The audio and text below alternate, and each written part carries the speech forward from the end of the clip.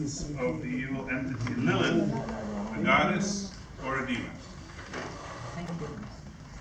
Good afternoon, ladies and gentlemen. My name is Ali Hussein. I'm here representing the archaeological organization Zeus Widra in Baghdad. I would like to offer a special thanks to the colleague de France, to the Louvre, and to the scientific committee and the secretariat of the conference for having me and for this opportunity. I'm delighted to share you my research, which is an investigation in the essence of evil entity Lilith, a goddess or a demon, which contains previous researches, the Liliths and their names, Qadishtu, Kilili, Barirtu, essence of Lilith, the Lilith in ancient arts, refuting previous researches, and what is still unsolved yet, and conclusion. Previous researches, and when I started this research, I found myself in the middle of a war between scholars and researchers.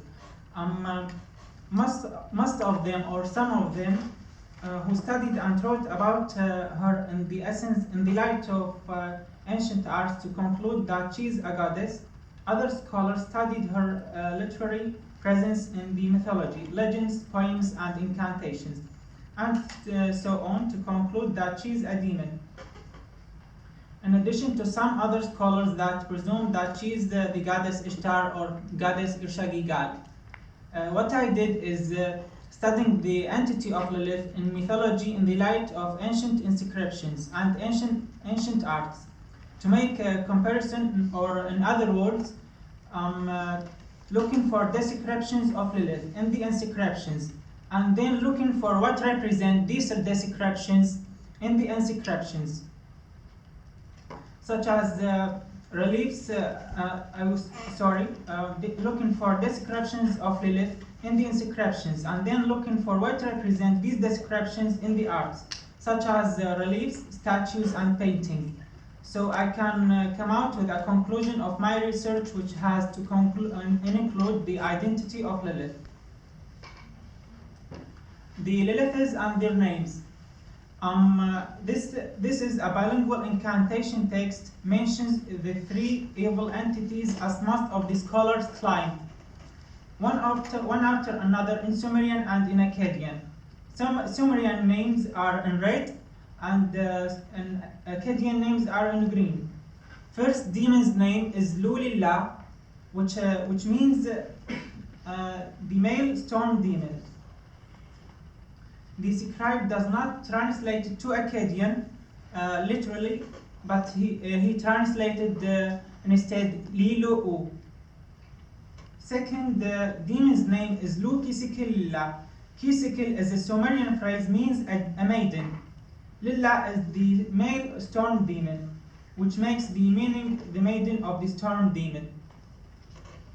The scribe also does not translate to Akkadian literally also, but he translated instead to Akkadian Lili too.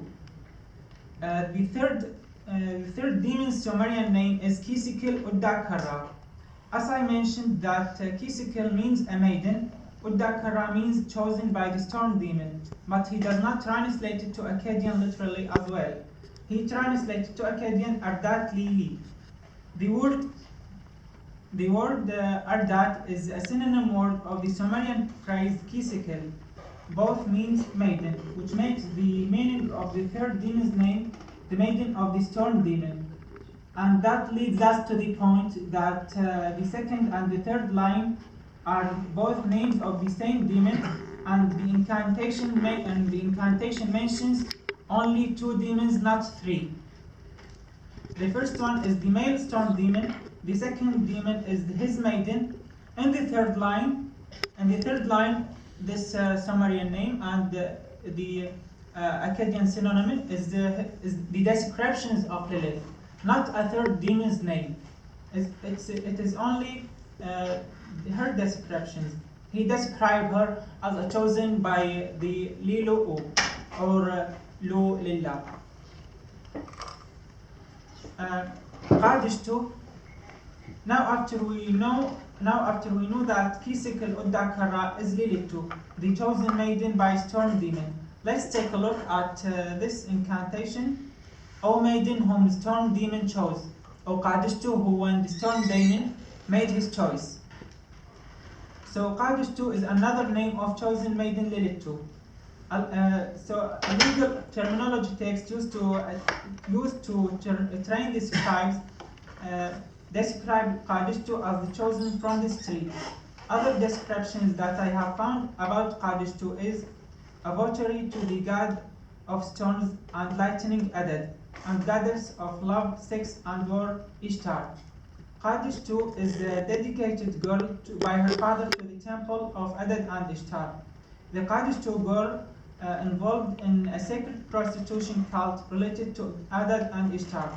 The Qadishtu girl does the birds and fish sounds during the cult. Despite I don't know how the fish sounds like. I mean, why does she birds and fish sounds? What would that be like? I don't know yet. The key lily. Another name of Lilith to Qadishtu, the chosen maiden, is key lily, the divine lady owl. A lexical list from the Old Assyrian period mentions key lily with other several demons like Lamashtu, Labasu, and Akhazu, each Akkadian name preceded by its Sumerian synonym. And key lily's Sumerian synonym name in the Assyrian lexical list is Abbashushu. Other lexical list from New Babylonian period mentions key lily with another Sumerian name is Ninninna. An incantation text refers to key lily and Ishtar both in some act of possessing a man. Exalted Lady Key Lily, who has rushed at me, great Ishtar, who has flung your limbs around me. The man refers to Ishtar as the one who made Key Lily flung her limbs around him, as if he hints to Key Lily used by Ishtar. Other descriptions that I have found about Key Lily described as the owl that leans out of a window, just like Lilith too, that was also described as the prostitute who leans out of the window. The owl was a prophetic bird and death messenger. The owl-like states personified sexuality, wisdom, night-praying qualities, regenerative powers, and connection with death and dead. A Sumerian fragment dedicates Lilith to as a young maiden, the hand of Ninna, sent by the goddess to gather men to her temple. Other suggested name of Lilith is Barirtu, mentioned in Kudur stone from the time of Marduk Nadin Akhi. May Ishtar, the lady, the princess among the gods, the wise one, sent him the Barirtu demon, her messenger of war. I'm not quite sure that this name is one of Lilith's names, but CAD, the Chicago Assyrian Dictionary, explains it as a female demon, but it's mentioned in the Assyrian lexical list together with Kilili as like another demon's name. However, I mentioned it anyway, but because if it was or was not one of Lilith's names, it confirms that the idea of Ishtar having votaries and evil messengers. Now, after we know that Lilith is a female evil entity, we have to investigate her essence to figure out if she is a goddess or a demon. If we need to figure out an essence of a metaphysic character's entity, we have to know how does its believers describes it. We have to know how does its believers describes it. If we suggest that Lilith is a demon, we have to discover how the demons looks like. A Babylonian incantation text described the demons as creatures, neither male nor female are they. They have no wife, nor do they beget offspring. So a demon cannot be a male or a female. But as we have seen from Lilith's descriptions in the light of inscriptions that she is a female. Another incantation text records evil entities, species, which one of them male and female evil gods. And since Lilith is an evil entity, evil female entity, then she is an evil goddess. Lilith in ancient arts. Now we have to look for the descriptions of Lilith in the ancient arts. The descriptions we have collected from the inscriptions are: she is a maiden of the storm demon, she is a Qadishtu, she is a votary to the god of storms and lightning Adad, and the goddess of love and sex Ishtar. She is involved in sexual cults and she does sounds of birds and fish during the cult. She has aspects of an owl. So the Lilith signs we have an owl and a lion because she is a votary of the goddess of love Ishtar, a bull because I'm sorry to do that because I was in hurry.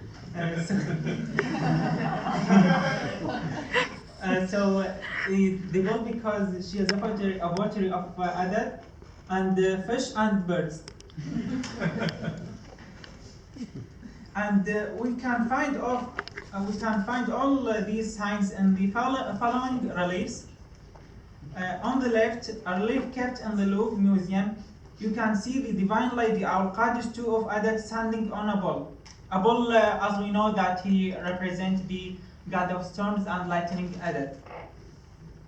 And on the right, Borneo relief, you can see the divine lady owl standing on a lion, Qadish II of Ishtar. This is a vase of Ishtar, as it is called, kept in the Louvre. You can see the same figure of the divine lady owl in Borneo relief carved on the vase with fish and birds. The sounds that Qadish II does during the cult. And as you can see, her figure, half owl, half woman, and the birds and the fish. That I don't know what sounds like. This is the other carving work from the British Museum, a stamp with a figure of the divine lady owl. Refuting previous researches, the reason that made most of the scholars determine the feminine figure of Borneo relief as a goddess, and especially goddess Ishtar, is the horny crown that she wears and the lions that she stands on.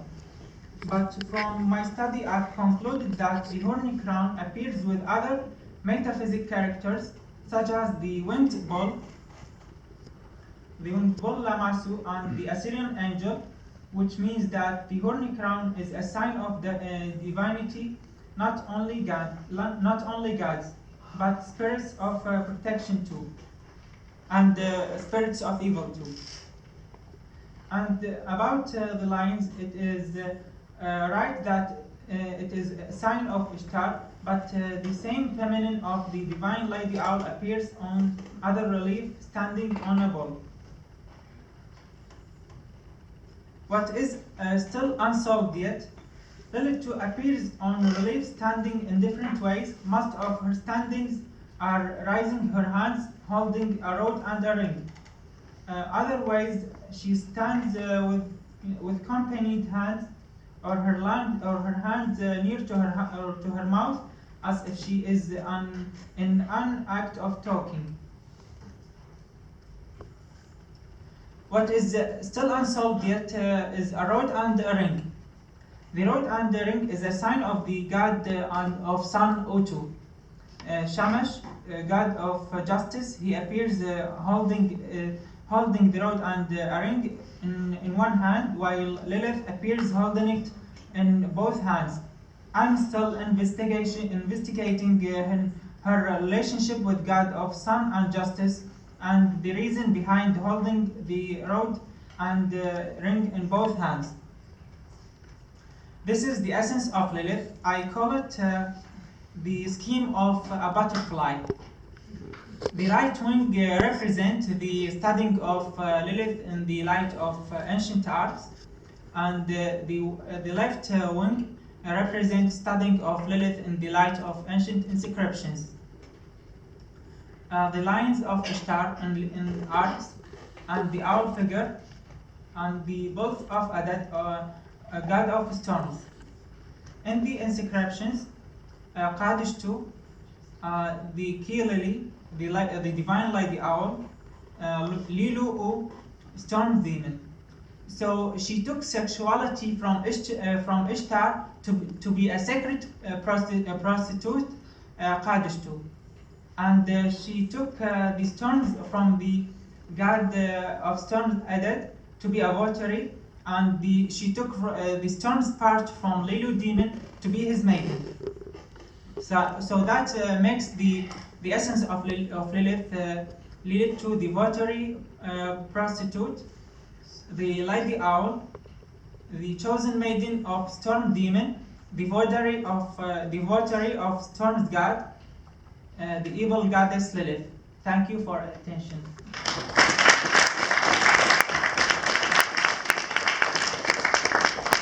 Thank you very much. We have some time for questions.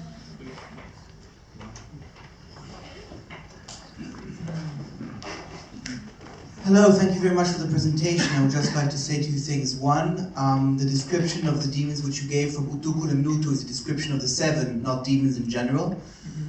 Two, though the idea that Kadishtu or sacred prostitutes is popular in Herodotus, the idea has been discredited since.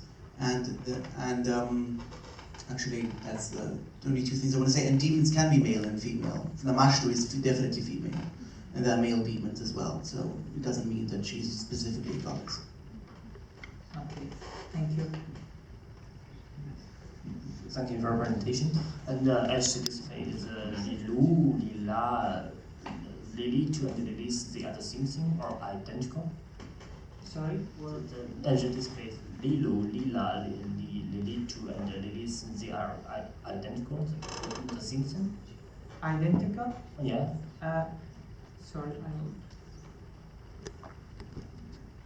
and the incantation, you mean? In front pages, and I see you have this display. Yeah. So they are the same. This is their names. Only 2 demons, not 3. This is my conclusion of this incantation, that there are only 2 demons, not 3. Most of the scholars they think that Kisikil Uddakara is a 3rd demon's name. So I conclude that the description of the maiden of Lilu, not a 3rd demon's name. So they are different. Not different. I think she is described as the chosen maiden in Sumerian, and in Akkadian he does not translate it literally, but he translated it to Akkadian instead, Ardat Lili, which means the same meaning of the second demon's name, Lukisikil Lillah. Ardat Lili, the Akkadian translation of the 3rd line is the synonym, and the literal translation of the second demon's name, which is Lukisikil Lillah. Oh, may I ask, they have the same origin? Sorry? They have the same origin? They are the same. They are one. They are one. Yeah. Okay. They are one. Okay. Yeah, of course. They are one, so they have to be. They have the same origin. Okay. I don't know. Have you think about the theological origin? I mean, it's Akkadian or some others? Sorry, I didn't understand. The theological origin, the word Lilith or Lilu or Lila, is the Akkadian origin? No, it's Sumerian, and Okay. the origin are Sumerian. Okay, Yeah. thank you. You're welcome.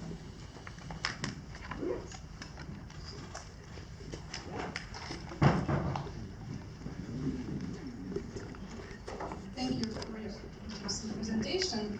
I just wanted to say that there is an obvious mistake in your interpretation of the pictorial material. I'm talking about this plaque with the representation of goddess of the night, yes, which, according to you, is staying upon the bulls of Ada. This is totally not a bulls of Ada. They just, yeah, it's just goats, and I suppose that these are not simple goats, but maybe fish goats. But we just do not see their tails. So she is an evil spirit or evil ghost? Goat. Goat. Yeah. Okay, goat. And also I'm talking about the fish goat. And you had a representation of the goddess of the night near these fish goats and fish mans and some other creations. Maybe you could change the slide. Another one, another one, another one. Here. You can see the goddess of the night near this fish goats and fish mans and some other creations which were associated with air. I'm still investigating what does these figures mean. So my research is not completed yet. But what I conclude that she is that impossible that she could be a star, goddess of love and sex. Okay, But her watery and her I just tell you that it's totally not added rules. I think that's creations.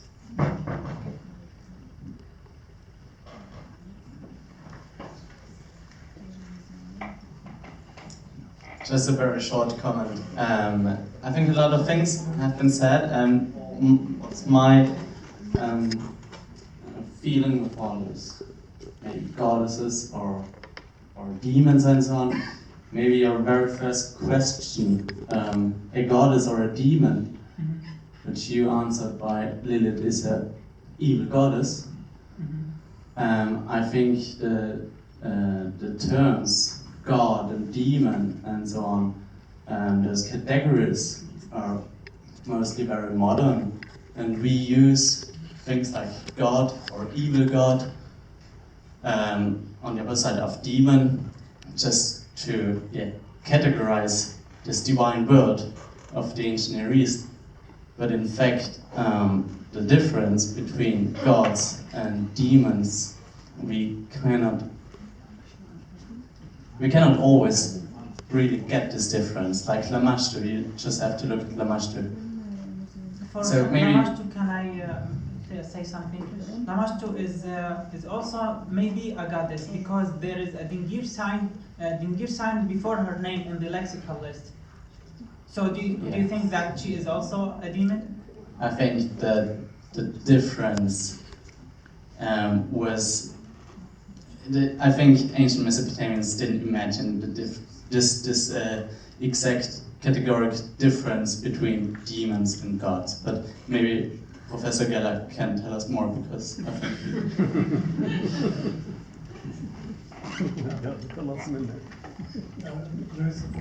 Torkel Jacobsen wrote a very important article about the Bernie relief, where the Bernie relief, he said this was really Ishtar based on parallels with the Anana's descent to the netherworld. These characteristics are very good. The only problem is that she has bird's feet. Now, exactly. The point about Lilith is that in Mesopotamian tradition, she really has no personality at all, but she develops personalities in later traditions. So, for instance, later tradition she becomes Adam's first wife, and in Quran even, she's related to the Queen of Sheba, and when she comes, the tradition is that she has hairy legs, bird's feet, Yeah. and then she has to lift her skirts, and so that you can have a look to see if it's really Queen of Sheba or possibly Lilith. So there are all kinds of legendary stories that surrounded it, and you can see that what happened, that maybe an image like this was later interpreted, began as Ishtar, was later interpreted as Lilith developed personality in later magic, and she doesn't have in Mesopotamian sources. Thank you.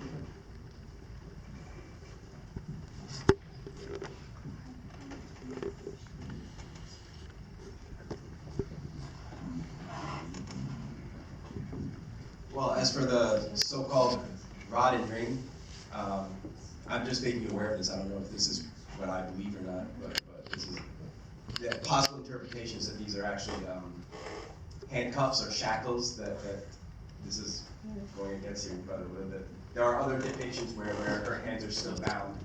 So the idea is that this would be from the descent to the netherworld. So what is the connection between Shamash and Ishtar? It's not. It just looks similar, but I think I'm not sure it's the same thing in the burning relief as in. And why does she holds two, not one? Because they were handcuffs. She was bound in the netherworld. It's They're identical. Again, this is an I repeat, and so it's not. Just to make you aware of it. Maybe it's wrong. Thanks. Thank you. Well, if there are no more questions, thank you very much for Thank you.